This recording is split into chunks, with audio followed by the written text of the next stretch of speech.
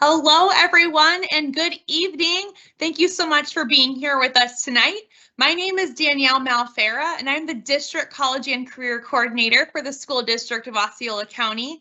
This event is a collaborative effort on behalf of Broward County. So if we have anyone out there from Broward County, welcome. I'm so happy you're joining us tonight.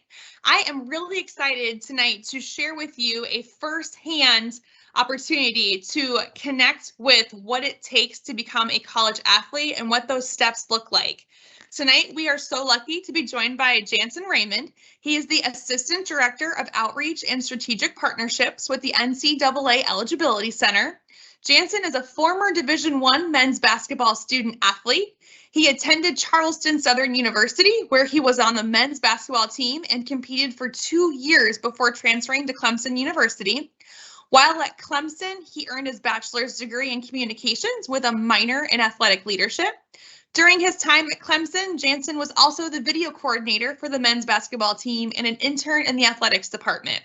He joined the NCAA earlier this year after spending a majority of his professional career with Nike and Microsoft. Jansen's passion is to meaningfully impact young lives through sport, and that's what brought him to the NCAA. Now, folks, as Jansen presents to us tonight, please utilize that Q&A. I will be reviewing your questions, and we are going to try to keep up with your questions as best as we can while we're on the slides. So we're going to try to answer your questions live tonight. So please, please, please go ahead and try to drop us those questions in the Q&A. But without further ado, I'm actually going to go ahead and turn it over to Jansen. Awesome. Thank you so much. Can you guys hear me? All right. Can you hear me? Jansen, you're live right now, sir. Perfect. Awesome. Thank you guys so much for taking time out of your evening. I'm excited to be here. This is my favorite part of the job, is getting to speak to schools, getting to speak to kids, parents, about taking that next step in what it takes to go from the high school level to college. We're going to cover a ton of information. We are going to have some stats about the number of students that are going to make it to the next level. We're also going to talk about the initial eligibility, what you need to know from a high school standpoint, because a lot of times your state standards are not always going to be the NCAA standards. And so just understanding that. But I remember when I was your age or younger, I came to my dad, who was a high school basketball coach, and I told him in 7th or 8th grade, and I said, Dad, I made up my mind. I want to play college sports. I want to play college basketball, and I want to play for the Florida Gators. I was a huge Billy Donovan fan. I want to play for the University of Florida. And he came to me and he looked at me and he said, I want you to focus process over product, right? Process over product. And I'm in 8th grade and I have no idea what he's talking about. And he explains that what you do is more important than how you do it, or how you do it is more important than what you do, right? And he said, we are going to focus on the process of becoming a college athlete, and we'll let the chips fall where they fall at the end. He said, are you the best 8th grader today? Are you the first one in the class? Are you the first one? Are you sitting in the front? Or are you hanging out with your friends in the back? Are you treating every test like it's the most important test? Are you the first one into practice, last one to leave? It's that mindset that's going to translate from 8th grade to 9th grade. And again, the same thing happened in 9th grade. Are you the best 9th grader today that you can be? And that question was just asked every single day. Are you the best that you can be today?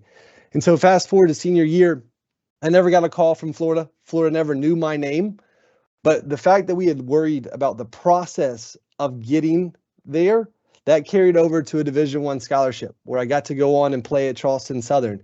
And now I still apply that process over product, because the product's always going to change. That product is a goal, whether it's a raise or a family or a next car, the next house. The product is constantly going to change, but the process of what you do and how you do it is so much more important.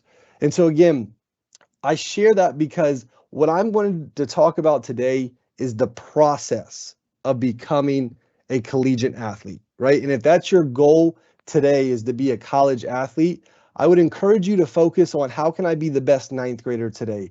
How can I be the best 10th grader I can be today? 11th grader. Am I treating every test like it's the most important test in the world? Because again, that's going to carry over far more than the athletic career. So as we get started, we have an agenda. We're going to talk about the NCAA Eligibility Center, registration, core courses, standards, Division I, Division II, distance and e-learning, sports participation, recruiting, and resources. I am going to pause because throughout this presentation, because some of this information can be confusing, and I want to make sure that it is explained the best way. And if I didn't do that well the first time, I'm more than happy to try to re-explain it again. So the NCAA Eligibility Center, we are a unit within the NCAA. So the NCAA is the governing body of college athletics. So if you think about the NBA and then your favorite NBA team, the NCAA is what the NBA is, or the NFL. We are the governing body to Division I, Division II, and Division III sports. The NCAA Eligibility Center is a small unit within that. We provide certifications to college-bound student athletes. We look at academic requirements and amateurism requirements. That's a big word. I didn't fully understand that. We are going to explain that today to make sure that you, as parents, as guardian, and as student athletes are protecting your amateurism status as a high school student athlete. I love starting my presentations off with this diagram. I get in a lot of conversations with parents, guardians, students that say it's Division I or bust. It's Division I or it doesn't count, right? And so that's a myth, because I think the most important part about playing a college sport is the degree that comes with it after 4 years. And at every single one of these divisions, that degree is handed to you, right? It comes with the completion of your schooling, and you can get that at Division I, Division II, and Division III.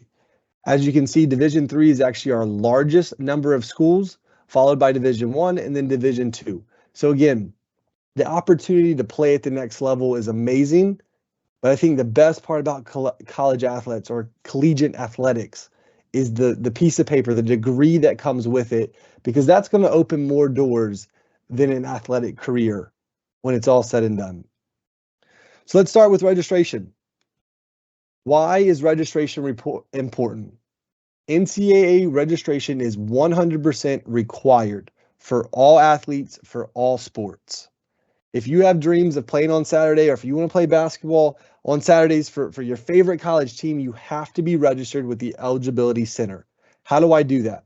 You go to eligibilitycenter.org, eligibilitycenter.org, and you would get to a page like this, and you would come across and click register.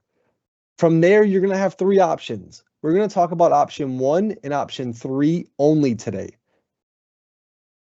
I would encourage everyone listening to this presentation to start with a free profile account.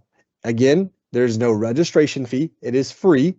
And you would transition at the right time to that certification account. And we're going to talk about when the right time is. But again, getting the free profile account gets you in our system. It allows us to get familiar with you. You get familiar with us. You get to practice sitting in your transcript, going to your school counselor and uploading your transcript, because that's needed in this process as well. And when you come across the right time, you're going to make the transition to a certification account. This is a one-time. Yep. Can I ask a question, Jansen? Absolutely. You're sharing great information about the free profile account. What's a good time for students to create that account for themselves? Is there a grade level that's best? Yeah, absolutely. We're going to talk about it right here. Oh, perfect. Thank you so much. Take it away, sir. Absolutely. So with the amateurism and the academic and amateurism certification account, this is the one that is required to compete at a Division I or Division II school. It is a one-time fee for domestic students. And so we talked about transitioning at the right time. So again, making sure that today, if you're in the 7th grade, 8th grade, 9th grade, 10th grade, go ahead and get that free profile account. It will cost you nothing. Kids always ask, or parents always ask, okay, I have the free profile account. When do I make the transition to the certification account? The thing about a certification account is you can get it in the 5th grade. You can get the certification account in the 6th grade. We will not certify you until you are put on what is called an IRL, Institution Request List. We'll use me for an example. If I was getting recruited by Clemson, Clemson would contact the NCAA Eligibility Center and say, hey, can you put Jansen Raymond on our IRL? It is communication between the school and the Eligibility Center. At that time, that is when your recruiting starts to pick up. And to be on a school's IRL, Institution Request List, you have to have a certification account. So again, to answer your question, when is the right time? When schools start reaching out to you, when you start getting recruited. Kids ask me all the time, what does that look like? Recruiting looks a lot like dating. If you're interested in that person, that girl or that guy, you're going to let them know. You're going to send them a message. You're going to send them an email. You're going to come watch them play. You're going to show up to their house. If you're getting emails or calls from coaches, you are being recruited. At that time, whether it's 9th grade, 10th grade, 11th grade, or 12th grade, make that transition. Because if you go ahead today and get the certification account and you never get put on a school's IRL, that is non-refundable. So again, I say wait until you start the recruiting process to make that transition from a free profile account to that academic and amateurism certification account. That's a lot of information. Do I have any questions about that? So far, so good, Jansen. Thank you so much. Absolutely. And just a reminder, we do have a fee waiver that if you meet the fee waiver criteria, you would go and meet with your school counselor. I tell all young people that you have 2 best friends in high school. That is your high school sports coach or coaches and your school counselor. You will need both of these and walk hand in hand with both of them during this process of going from high school to college. So if you think you meet the fee waiver criteria, you would go and meet with your school counselor. They would submit it, and then we would either approve it or deny it. But again, that is done through your school counselor and your school counselor only. Once you make an account, whether that's a free profile account or a certification account, you would get what's called an NCAA ID number. This is a unique 10-digit number that kids like to put on their social media accounts, on the recruiting services, on their huddles. This is a unique number that is to you and you only. It is a 10-digit number. So there's 1 million John Does that are playing basketball in the state of Florida right now. There's only one John Doe with that NCAA ID number. If a coach happens to see you and wants to look at your transcript, this is a way for them to pull up they would go to your social media, look for you, grab your NCAA ID number, and then they would go into your account through their portal and look at your transcript. So again, making sure your information is up to date, making sure your grad year is up to date, the year that you plan, the month and year that you plan to enroll. This is all information that coaches look at during your recruiting process. This is what your dashboard is going to look like. This is where you're going to check for open tasks. You're going to update graduation or enrollment dates if needed. You're going to edit account information, school information. If you transfer schools, this is a place that you would go and edit that information. If you're no longer going to East High School and you're going to West High School, you would go into your certification account dashboard and make those changes. And as you can see up here, you have your name and then your NCAA ID number. And then underneath it, it's the year that they plan on graduating and then enrolling in university. Next, we're going to talk about core courses. A lot of times when I'm talking to young people, I'll ask them what their GPA is, and they'll tell me a 4.5, they'll tell me a 4.8. What they are typically doing is they are accumulating all of their classes and using that GPA. The NCAA and NCAA schools only look at your core course GPA. What is that? That is your Englishes, your maths, your sciences, your social sciences, your world language, your philosophy, your religion classes. It is taught by an unqualified instructor, taught at or above your high school's regular academic level. And it is on your official transcript with your course title, your grade, credit that is accounted towards your high school graduation. I tell all young people, If you're in classes right now that your school counselor put you in, you can go in and check your high school's list of NCAA approved core courses to make sure that the courses that you're in are actually approved by the NCAA. Your school counselor has to submit all core courses for us to approve it. So again, this is a product where you should be hands-on in your child's learning, or if you are that student athlete, making sure that you are very hands-on and saying, hey, I'm in this math class. Is it a core course? Is it updated? Is it on the school's website? So this is a way for you, again, to make sure that you are very hands-on in your learning as you're taking the right courses at the right time. Why is taking the right course at the right time important? Because you need 16 core courses to be eligible for Division I and Division II. If you break that down, that goes down to about 4 core courses every year, 4, 8, 12, 16. There's a caveat to that. Division I has a core course timeline of 8 semesters. So what that means is you don't see freshman year here, you don't see senior year here, because you get in a couple times you'll see kids are getting held back or kids want to reclassify. The NCAA is going to take from semester 1, from the moment you walk into your freshman year to your first 8 semesters.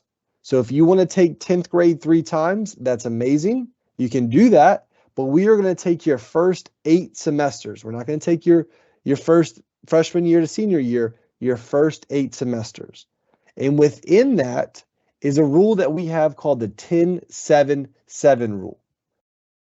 10 of your 16 core courses need to be completed by the start of your 7th semester. So before you walk into senior year, if you're doing a typical freshman, sophomore, junior, senior schedule, 7 of your 10 core courses need to be completed before you walk into your senior year or your 7th semester.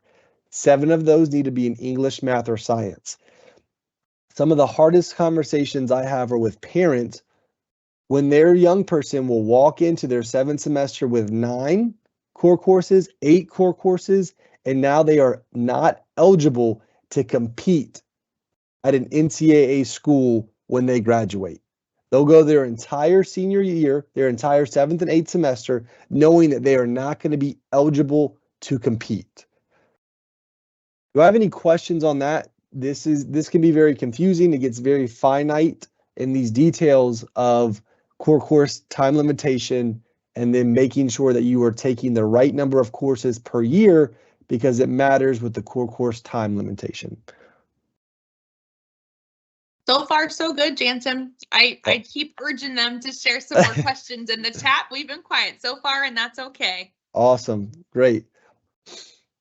Let's talk about standards. As far as going for Division I, you're going to fall into 4 pillars: an early academic qualifier, a qualifier, an academic redshirt, or a non-qualifier. If you're in Division I early academic qualifier, you have completed 14 core courses and have a GPA of a 3.0 before your 7th semester of high school. If you have completed 14 core courses and have a GPA of a 3.0, you are eligible to practice, compete, and receive the athletic scholarship. Next, we have our Division I qualifier. I'll call this our gold standard. This is what I encourage all student athletes to shoot for. The first thing you see is that 10-7, making sure that you have 10 core courses by the start of your 7th semester, making sure that you finish with 16 core courses, earn a GPA of a 2.3 or higher. This is a minimum 2.3 or higher. I also tell all young people, you never go to your coach and ask, what's the minimum amount of work I can do to be a starter? You would never do that. So this shouldn't be the goal we're shooting for. But again, this is a minimum 2.3 GPA, submit proof of graduation. This athlete right here is able to practice, compete, and receive their athletic scholarship. An academic redshirt, someone that did not complete their 10-7 or someone that had less than a 2.0 GPA. They completed 16 core courses, did not meet 10-7. Their GPA was a 2.0 to 2.2. They would submit proof of graduation. They cannot compete their first year. They can receive their athletic scholarship and they can practice. And then a non-qualifier, I always joked and says this student athlete just didn't go to school. They did not have 16 core courses. They did not meet their 10.7. And they had less than a 2.0 GPA. This student athlete cannot practice, compete, or receive their athletic scholarship. For Division II standards, you're going to fall in one of three categories: early academic qualifier, qualifier, or partial qualifier. For an early academic qualifier, you're going to complete 14 core courses. That GPA moves from a 3.0 to 2.5, all before your 7th semester. This athlete can practice, compete, and receive their athletic scholarship. Now, Division II qualifier. If you are a Division II qualifier, it does not automatically make you a Division I qualifier. It is vice versa. If you are a Division I qualifier, you are automatically Division II.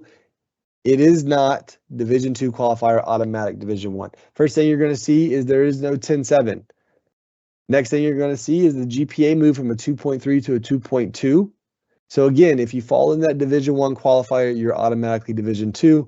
If you complete your 16 core courses, earn a GPA of a 2.2 or higher, submit proof of graduation, this athlete can practice, compete, and receive their athletic scholarship at the Division II level. And then lastly, our partial qualifier. This is someone that might not have graduated on time with their class. They might still be taking classes in the summer. Once it's all said and done, they would need to submit their proof of graduation, but they cannot compete their first year. They can practice and receive their athletic scholarship. Do I have any questions on qualifier, partial qualifiers, or early academic qualifiers? No, sir. So far, you're good. Awesome.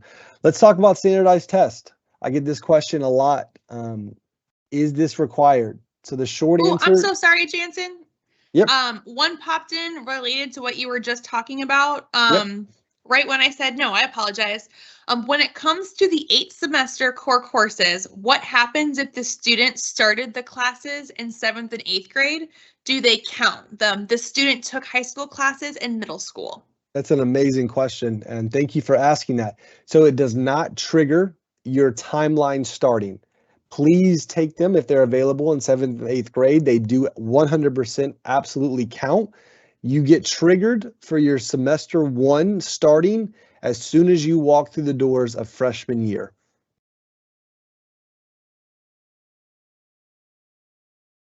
That was a great question. Yep. Yeah, absolutely. Thank you so much for clarifying. I appreciate it. That's it for now.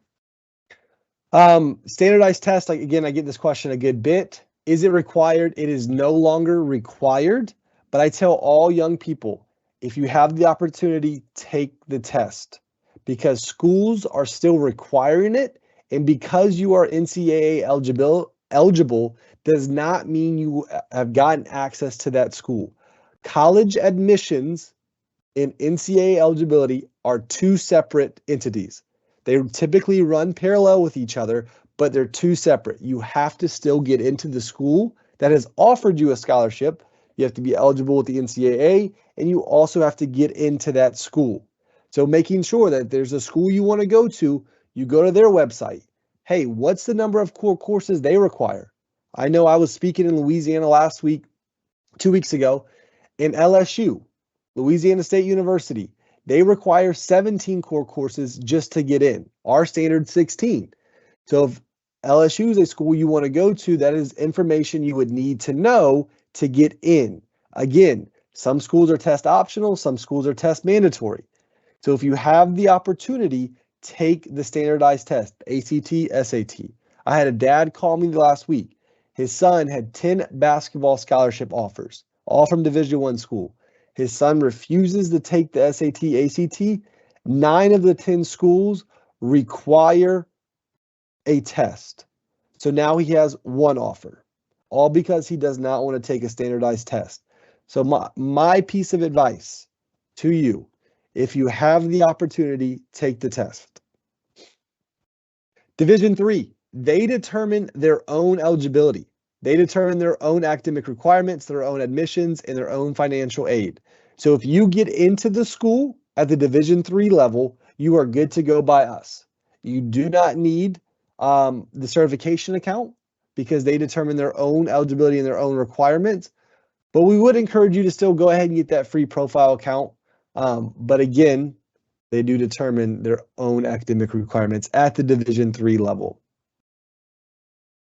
Next, distance and e-learning. This is becoming more and more popular. I know as soon as COVID hit, a lot of these schools went to online or virtual. When this happened, the NCAA had no way to approve every distance or e-learning course. It just wasn't possible. Now that we're a little bit removed from COVID, some schools have stayed online. That requires a two-step process. So just making sure if your school offers it or you want to take a online schooling for the summer through an academy, just making sure that their distance or e-learning program that they're offering is approved by the NCAA. That is a great question to ask. You could ask your school counselor. You could ask the counselor that you're working with to sign up. If you're missing an Algebra 1, don't just go and sign up for an Algebra 1 online course. You could pay a lot of money and it may not be NCAA approved. These are all questions we want you to ask before doing this. Again, working with your school counselor, making sure that, hey, if you want to take a summer school class because you're either behind or want to get ahead, that's great, but making sure that it's NCAA approved. Next, we talked about that word amateurism earlier in the slide. Amateurism is making sure that you did not get paid to play your sport. So when you go and you request your final amateurism on the certification and amateurism account, you're going to be asked a list of questions. You're going to select the sport that you want to play in college. And you're going to be asked a list of questions about you playing that sport in high school, you playing that sport in middle school. Did you ever receive compensation for playing that sport? We want to make sure that no one was paid to play at the high school level and that you are deemed an amateur at the high school level. So I encourage all young people, when you get to this portion, fill it out with a coach, fill it out with a guardian, fill it out with a school counselor. There is a lot of questions. They are in-depth questions about your sports participation, and to make sure that you answer them as to the best of your ability and as truthful as you can. Name, image, and likeness is a huge topic right now in sports. It's a huge topic right now with the NCAA. A lot of kids are asking about it. This is something that we're not going to touch on because it does vary from state to state. As I'm going around, I don't have the capability to memorize every state I speak at, their laws. A great place to start would be contact your NCAA school that you're interested in going, their compliance office. We will give updates on our Eligibility Center Twitter, Instagram, and Facebook, or you can visit ncaa.org/NIL.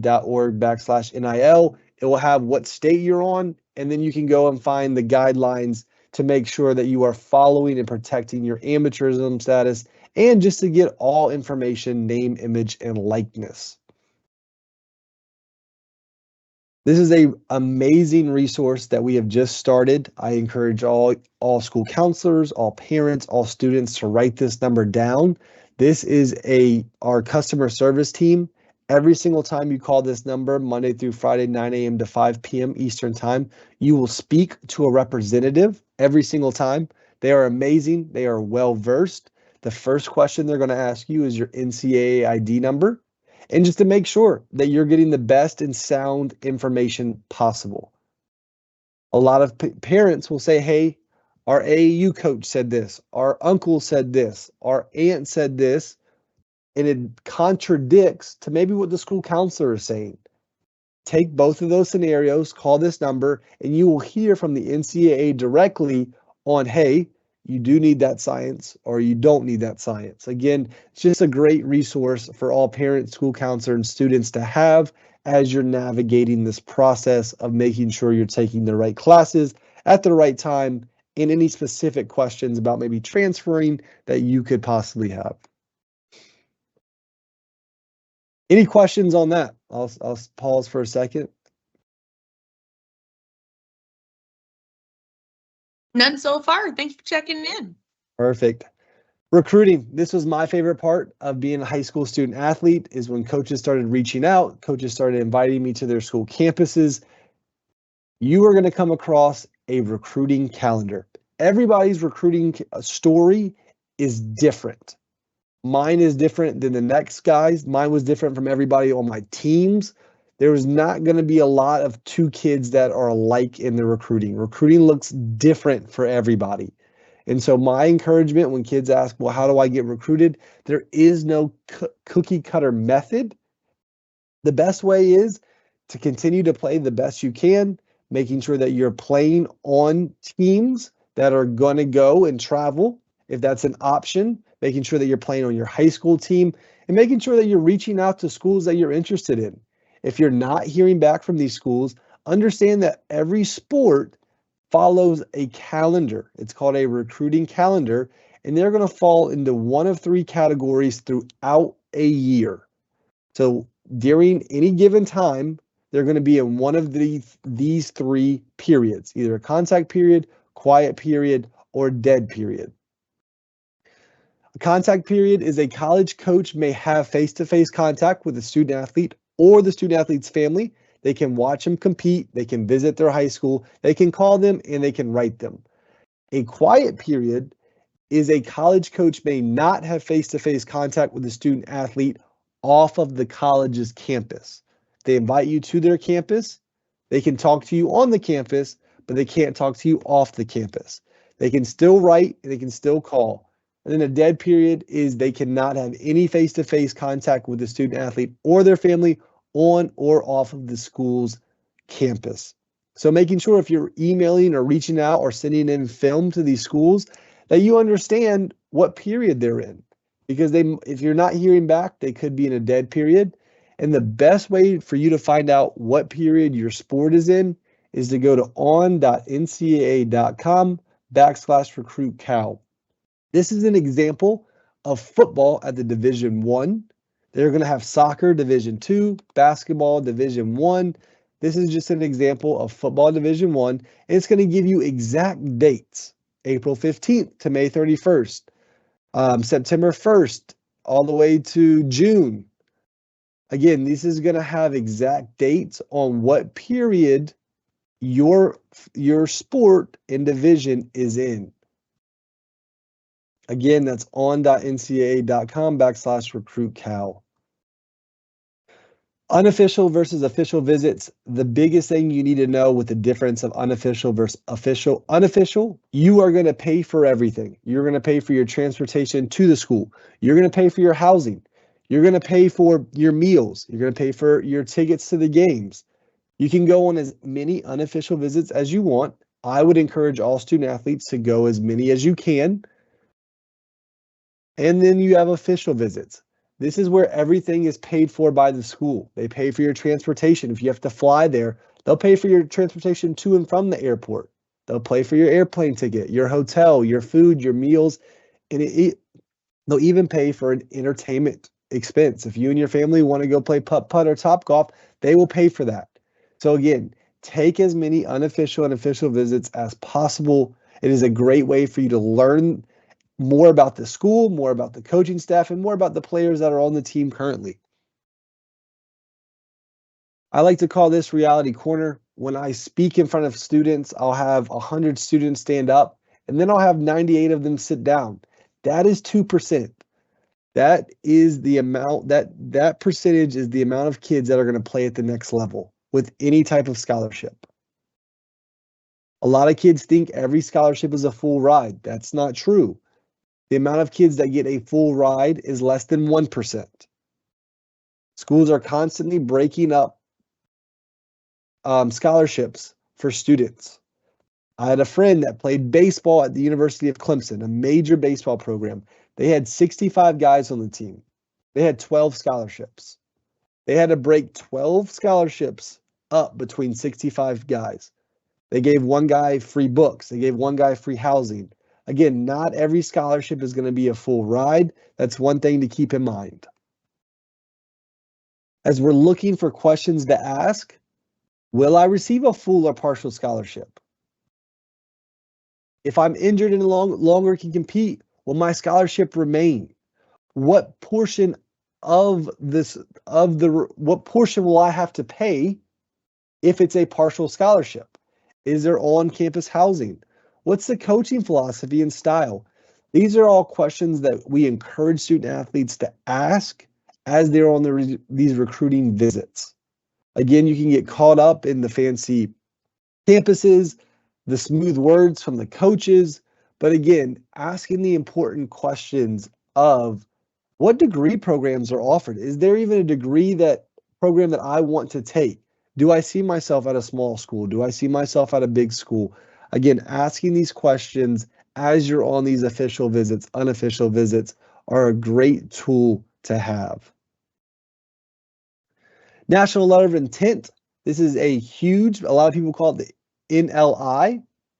This is a big signing day. We just had one a couple weeks ago where kids will sign their National Letter of Intent. This ends your recruiting process. I call this is the cherry on top.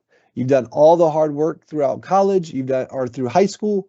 You've gotten an offer, and this is you signing with that school, and you will attend that school for 1 academic year. Again, for more information on this, you're going to visit nationalletter.org. But again, this is what everyone is shooting for, is once you're offered that scholarship and you decide to sign with that school, you will be signing what is called the National Letter of Intent. Now, everything I just talked about can be found in our guide for college-bound student athletes. This is an amazing resource. This is one that I look at daily. This is when I'm traveling. It has an amazing amount of information. It has questions and answers, and it has everything that I just went over. Every single website you could think of. It has that ncaa.com/recruit cal in there. Again, it is a great resource for you, your young people, for your guardians to have. I would encourage everyone to scan that QR code.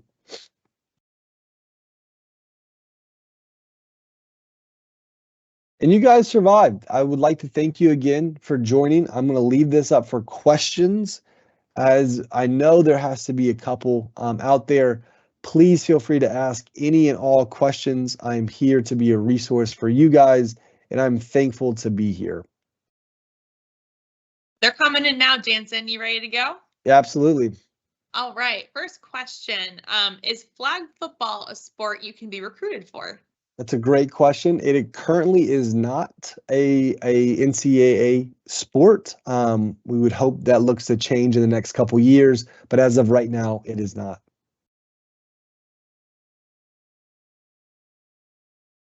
How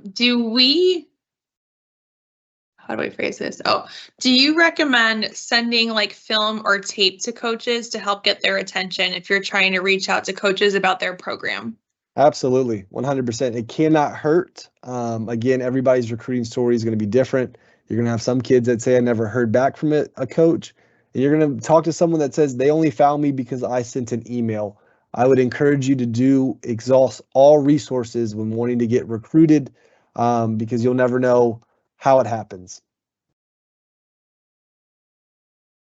This one, you kind of touched on this, but from personal experience, do you have any like personal tips or tricks in the recruitment process that are just good for students to know? 100%, yeah. Thank you for asking that question. Carrying yourself on and off the field are equally important. For example, when they call about you, they're going to call your coach. And they're going to say the number one question. My dad's been a basketball coach at the high school level for 35 years. The number one question high school coaches get is what is she like in the classroom? Number one, first and always question. What are they like in the classroom? Can I speak to their algebra teacher? Can I speak to their science teacher? So making sure that you conduct yourself within the school as best as possible. And then again, I've heard stories. I work with a guy right now at the NCAA who was a track coach at a major Division I program, and he went and watched a kid that he loved. He was ready to offer that kid a scholarship, and he said he went and watched him run. He got done with his run, and he went and sat in the stands with his girlfriend instead of cheering on his other team. He had a scholarship in his hand, and he walked away because of what that kid did off of the field. again, conducting yourself on and off the field as a team player, someone that they can want to invest in, because this is again, college is an investment. They're investing hundreds of thousands of dollars into you. They want the best person. And then again, making sure your social media is viewable. Again, a phrase I like to tell, if your social media was pulled up in church, would you be embarrassed? Would you be proud of yourself? So making sure, because coaches are going to do a deep dive in your Facebooks, your Twitter, your Instagram, to make sure they're getting the highest quality person possible, because it is an investment. So again, just making sure that you're always again on cue, P's and Q's are crossed, on and off the field or court. Great, thank you. In the recruiting process, are coaches usually more interested in how long you've played the sport or what you bring to the table? That's a great question as well. No, so what you bring to the table, all the way up to the money that they can spend on you. And so an example of that, and what I mean by that, is if a kid can take the SAT or ACT and get a merit scholarship, or they do really well in school and they're getting a state scholarship, and that coach is going to be able to spend less money on them and say, hey, you go to that coach and say, hey, I have this scholarship, and this scholarship. You're only going to have to spend X amount of money for me to go to your school. You've just moved up on their recruiting board. So they don't care how long you've played the sport. What can you bring them to the table? How are your grades? And again, can you help them with already bringing in state scholarships or merit scholarships based on your grades in ACT, SAT? So the less they can spend on you, the higher you go on their recruiting board. Thank you. You did a really great job of talking about the courses required and making sure that the courses you're in are approved by the NCAA. Can you speak on, I know these students hear a lot about class rigor and course rigor and making sure they're in classes that demonstrate to colleges that they can be academically successful at a college level. Do you find that in the coaching and world that coaches want to see students in a rigorous curriculum as well? I think it definitely doesn't hurt. I think if you're doing well with where you're at, it is A, the first and foremost, and then B, are you pushing yourself? I do know that they'll look at a B in an AP class a lot differently than a B in a CP class, so to speak. So making sure that you're doing the best to your ability with whatever you're at, and then also making sure that you're pushing yourself on top of that. So they do account for grades being different at different levels, but again, just making sure that you're doing the best you can with where you're at.